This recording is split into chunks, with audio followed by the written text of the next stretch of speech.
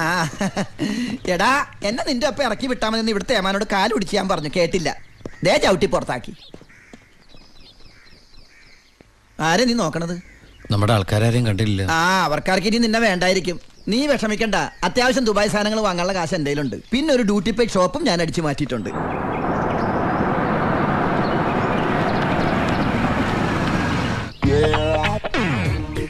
എന്റെ ഈശ്വര, അമ്മയെന്ന് പറഞ്ഞാണല്ലേ.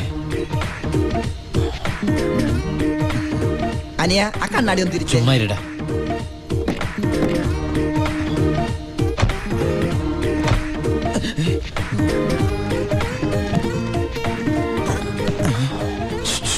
ഷൂവോ?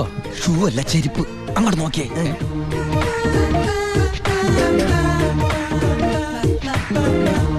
പൊറിഞ്ചു, അവളെ കണ്ടിട്ട് എന്ത് തോന്നണു?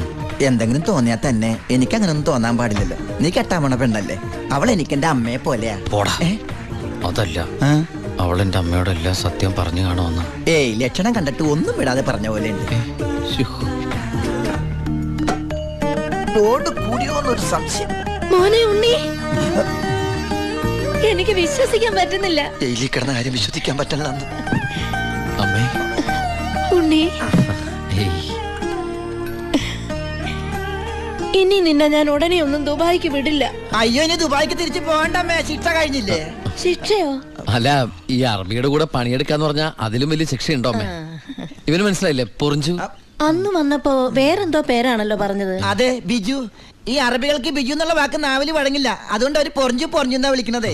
ഉദാഹരണത്തിന് സോഡേനെ അമ്മ സോഡാന്നല്ലേ പറയണത്. എനിക്ക് സോഡാന്ന് പറയാൻ അറിയാൻ പാടില്ല, ഞാൻ ഷോഡാന്നാ പറയണ. അതായത് മക്കളിരിക്കെ, അമ്മ ചായ കൊണ്ടുവരാം. അമ്മേ, അപ്പുറത്തെ വീട്ടിലെ കുട്ടി അമ്മയോടൊന്നും പറഞ്ഞില്ലല്ലേ? പറഞ്ഞു. കണ്ടോ, ഞാൻ പറഞ്ഞില്ലേ, പറയും.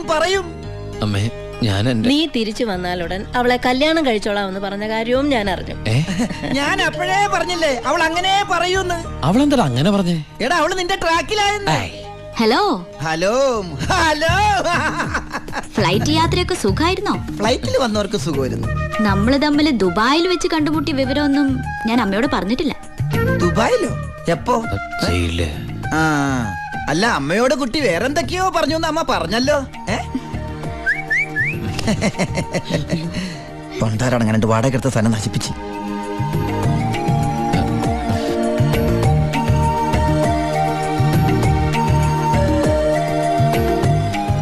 അച്ഛനെ കണ്ടില്ലല്ലോ. അതിനിത് പള്ളിയല്ലല്ലോ.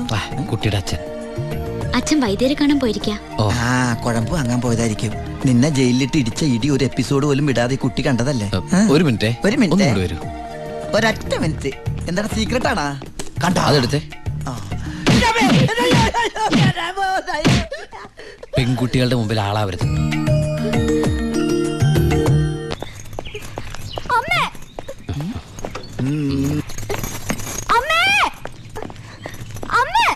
എന്താടി?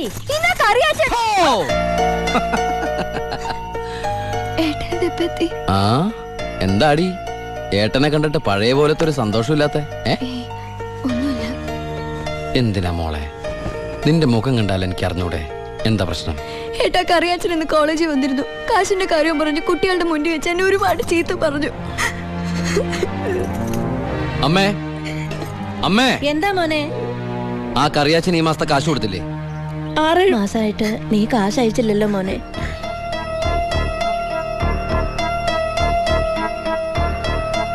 അപ്പൊ നമ്മുടെ കാശ് എവിടെ ബ്ലോക്ക് ആയണ്ടല്ലോടാ. എന്തായാലും കറിയാച്ചൻ എനിക്കൊന്ന് കാണണം.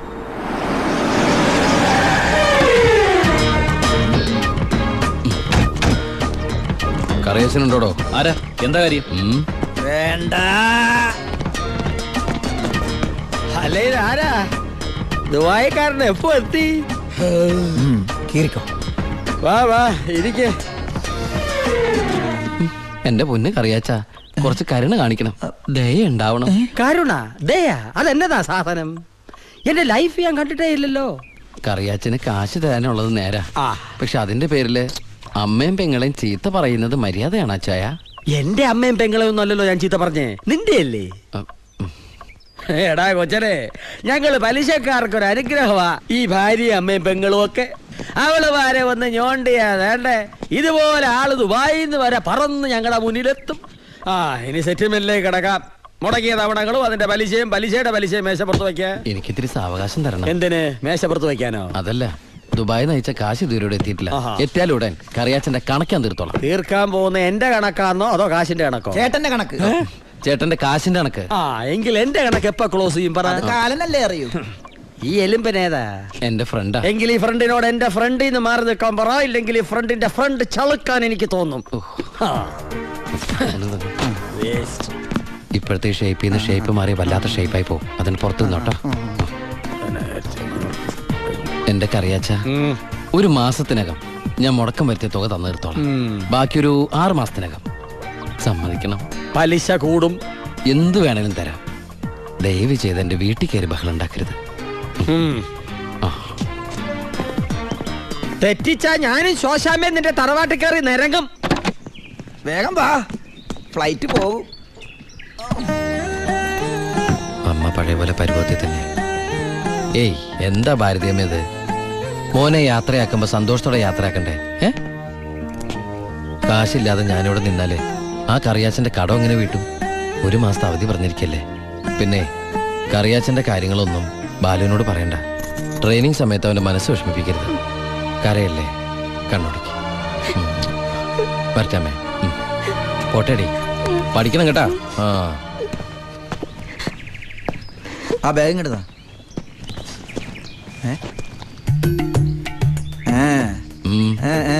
എന്താ കണ്ടില്ല, യാത്ര പറഞ്ഞില്ല അല്ലേ? ആ ബാഗ് എടുത്തോണ്ട് വെച്ച്. അതേ വന്നല്ലോ. ഇങ്ങനെ കണ്ടിട്ട് എന്തിനാ? വരട്ടെ.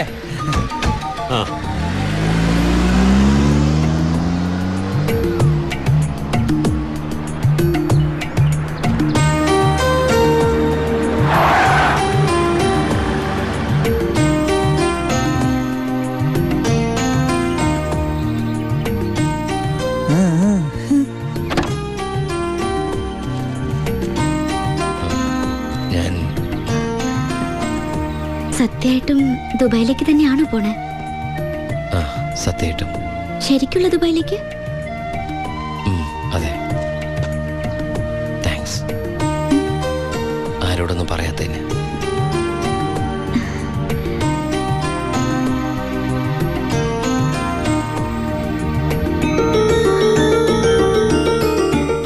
ഞാൻ വരും.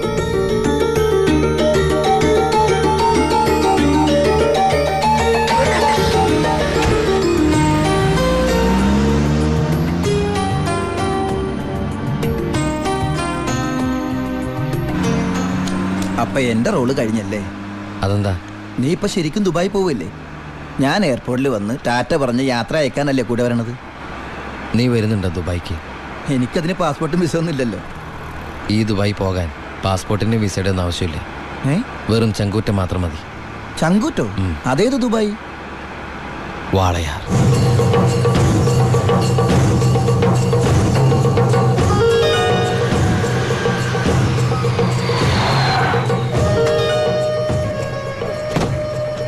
ഇങ്ങോട്ട് ഇറങ്ങണ.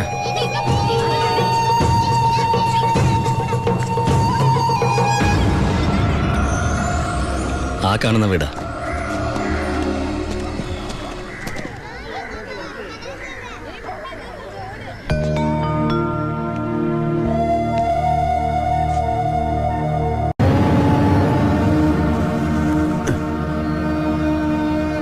ശിവ,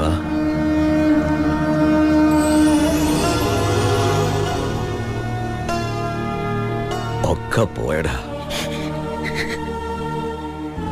ഇവളുടെ കെട്ടുതാലി വരെ വിറ്റിട്ട അവസാനമായിട്ട് നിന്റെ വീട്ടിലേക്ക് പണം അയച്ചത്. ഇനി വിൽക്കാൻ ഒന്നുമില്ല.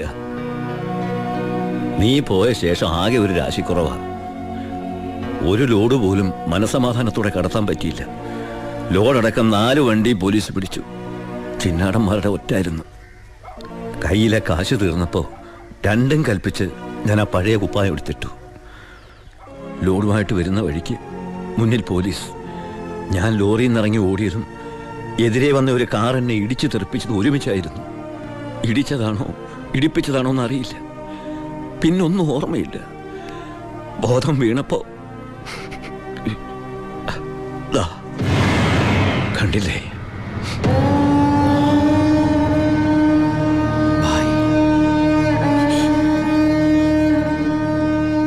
ചികിത്സയ്ക്ക് ലക്ഷങ്ങളായി. വീടൊക്കെ ആ വഴിക്ക് പോയി. കാലു പോയതോടെ ഞാൻ ഒന്നിനും കൊള്ളാത്തവനായി. വെറും വേസ്റ്റ്. വണ്ടി ഓടിക്കണമെങ്കിൽ വലതുകാല് വേണ്ടടാ ആക്സിലേറ്റർ ചവിട്ടാൻ. പോലീസ് വരുമ്പോ ഇറങ്ങി ഓടാനും വേണ്ടടാ കാല്. ഞാൻ ഒന്ന് ട്രൈ ചെയ്യാന്ന് പറഞ്ഞതാ, പക്ഷേ അപ്പ സമ്മതിച്ചില്ല. ഇവൻ എന്തെങ്കിലും പറ്റിയ എനിക്ക് സഹിക്കാൻ പറ്റൂടാ. ശിവ, നീ വന്ന വിവരം വാളയാറ് മുഴുവൻ അറിഞ്ഞു. നിനക്ക് സുഖമല്ലടാ? നീ ഇനി എപ്പോഴാ തിരിച്ച് നാട്ടിലേക്ക്? ഭായി ഈ നിലയിൽ തനിച്ചാക്കിട്ടോ. തൽക്കാലം നാട്ടിലേക്കില്ല. പിന്നെ നമുക്ക് വീണ്ടും ഒന്നേന്ന് തുടങ്ങിയാലോ ഭായ്? വേണ്ടടാ, കിന്നാരന്മാർ സമ്മതിക്കില്ല.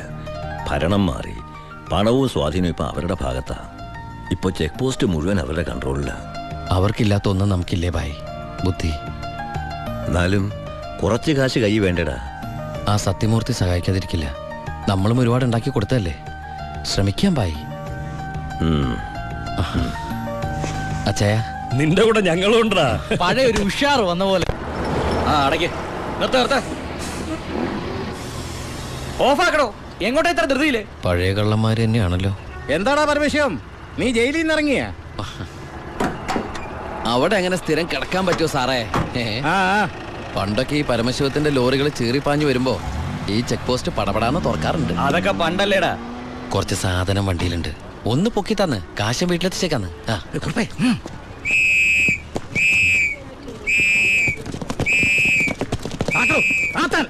ഞാൻ പറയാതെ ഒറ്റ വണ്ടി കടത്തി വിടരുത്. എന്താ സാർ പ്രശ്നം? എന്താ നിനക്ക് അറിഞ്ഞൂടാ? വെറുതെ എന്റെ സമയം മെനക്കെടുത്തല്ലോ സാറേ. എനിക്ക് വീട്ടിൽ ധൃതിയുണ്ട്. എടുത്ത് വണ്ടിയിലിടുവനെ. എന്തിന്? പബ്ലിക്കായിട്ട് സ്പിരിറ്റ് കൊണ്ടുവന്നിട്ട് നിന്ന് കുറയ്ക്കുന്നോടാ പന്നം. കേറി പരിശോധിക്കണോ?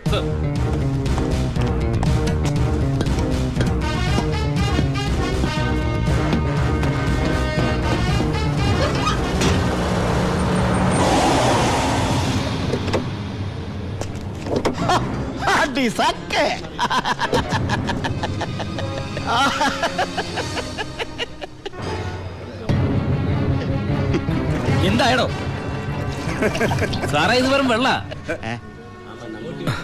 വെള്ളോ? ഒന്നുകൂടെ ഒന്ന് മണത്ത് നോക്കണോ?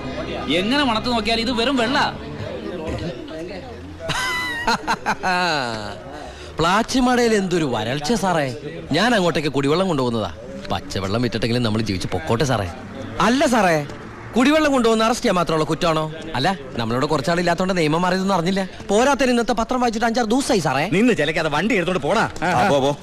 അല്ല സാറേ, സാർ എന്നെ പണ്ട് ഒരുപാട് സാറേന്ന് വിളിച്ചിട്ടുള്ളതല്ലേ. എന്റെ കയ്യിൽ നിന്ന് ഒരുപാട് കാശ് വാങ്ങിച്ചിട്ടുള്ളതല്ലേ.